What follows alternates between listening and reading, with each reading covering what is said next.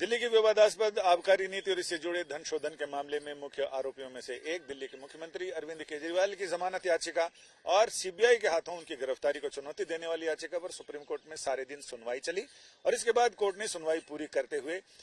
फैसला रिजर्व रख लिया है, यानी निर्णय सुरक्षित रख लिया है। जस्टिस सूर्यकांत और जस्टिस उज्जवल भुइयां की पीठ के सामने क्या क्या दलीलें दी गई, दिन भर क्या चला, इस बारे में हम खुद अरविंद केजरीवाल के वकील हमारे साथ हैं ऋषिकेश कुमार जी। ऋषिकेश जी, आज पूरे दिन सुनवाई चली, तो आपकी तरफ से मुख्य दलीलें क्या क्या? देखिए, हमारी तरफ से सबसे महत्वपूर्ण दलीलें ये थी कि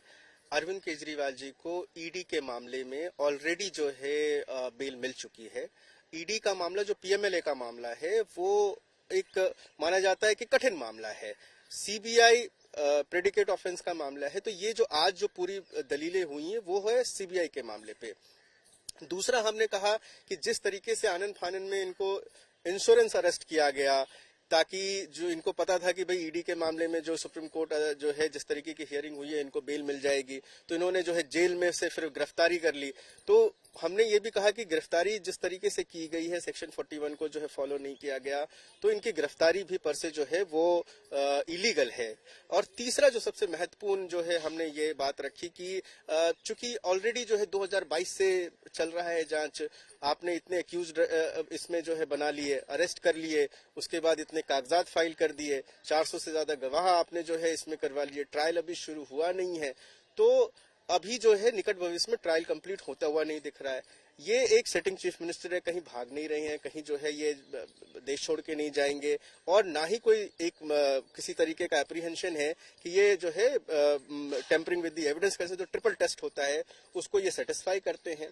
और जो एक और बहुत महत्वपूर्ण आर्गुमेंट ये था कि जो को एक्यूज हैं, चाहे जिसको कि आबकारी मामले में ही तथाकथित आबकारी मामले में ही आपने बनाया एक्यूज, वो मनीष सिसोदिया हो, चाहे विजय नायर हो, चाहे के कविता हो, उन तीनों को इसी अदालत ने बेल ग्रांट कर दिया है। तो अरविंद केजरीवाल जी को भी बेल मिलना चाहिए था, ये हमारा आर्गुमेंट था। इसमें कोर्ट ने एक चीज ये पूछी कि आप सत्र न्यायालय से आपने अपनी जमानत की अर्जी का सिलसिला शुरू क्यों नहीं किया, आप सीधा हाई कोर्ट गए। देखिए, हमने ऐसा कोई गैरकानूनी नहीं किया। हमारे कानून में अगर आप देखा जाए कि जो सीआरपीसी है उसमें ये जो प्रोविजन है वो कंकरेंट ज्यूरिडिक्शन की बात करता है। सेशंस कोर्ट का भी ज्यूरिडिक्शन है, हाई कोर्ट का भी ज्यूरिडिक्शन है। ये लिटिगेंट हमने जो है प्रैक्टिस बनाया है, ये प्रैक्टिस इसलिए बनाया है कि आप नीचे की हायरार्की से चले, और आप ऐसा नहीं है कि अगर आप हाई कोर्ट आ गए तो आपकी मेरिट कंसीडर नहीं होगी। 13 जजमेंट है, 13 से भी ज्यादा जजमेंट है सुप्रीम कोर्ट का, जिसमें कहा गया है कि टेक्निकलिटीज में मन ना जाके अगर कोई व्यक्ति जो है हाई कोर्ट डायरेक्ट आ गया है और ज्यूरिडिक्शन कंकरेंट है तो आप उसको कंसिडर कीजिए। दूसरी बात स्नैक और लेडर वाली बात है कि भाई अगर आप जो है यहाँ सुप्रीम कोर्ट तक पहुंच गए हैं अपना सफर तय करते हुए और काफी समय लग गया है आपको, तो आप जो है आप इनको कहें कि भाई आप ट्रायल कोर्ट से आप जाके शुरू कीजिए, आपको बेल नहीं, यानी कि 2-3 महीना जो है फिर आप कस्टडी में रखे, तो ये लाइफ एंड लिबर्टी के खिलाफ जो प्रिंसिपल है उसके खिलाफ जाता है। ये हमारा जो है जवाब था और ये हमारी दलील थी। तो आज की सुनवाई के बाद आपकी फाइनली उम्मीदें क्या हैं कि क्या इस मामले पर गाड़ी अटक सकती है या फिर? देखिए, जिस तरीके से संविधान के जो अनुच्छेद 21 को आधार बनाकर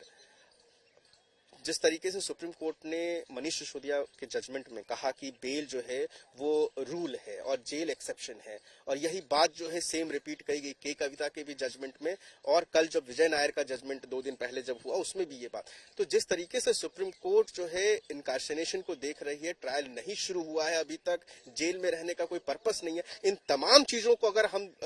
आकलन करें तो हमें पूरी उम्मीद है कि सुप्रीम कोर्ट जरूर न्याय करेगी और अरविंद केजरीवाल जी को बेल मिलेगी। यानी अरविंद केजरीवाल और इनके वकीलों को ये उम्मीद है कि एक तरफ न्यायिक प्रक्रिया और प्रैक्टिस है और दूसरी तरफ स्वतंत्रता का अधिकार है, यानी लिबर्टी, जो किसी भी नागरिक की पर्सनल लिबर्टी है उसका मामला है, तो उन्हें उम्मीद है कि पर्सनल लिबर्टी की जीत होगी और अरविंद केजरीवाल को जमानत पर रिहा करने का आदेश सुप्रीम कोर्ट देगा। अब इंतजार आपके साथ हम भी कर रहे हैं, जब फैसला आएगा तो आपको उसके भी अपडेट जरूर देंगे। कैमरामैन आलोक दास के साथ संजय शर्मा, दिल्ली।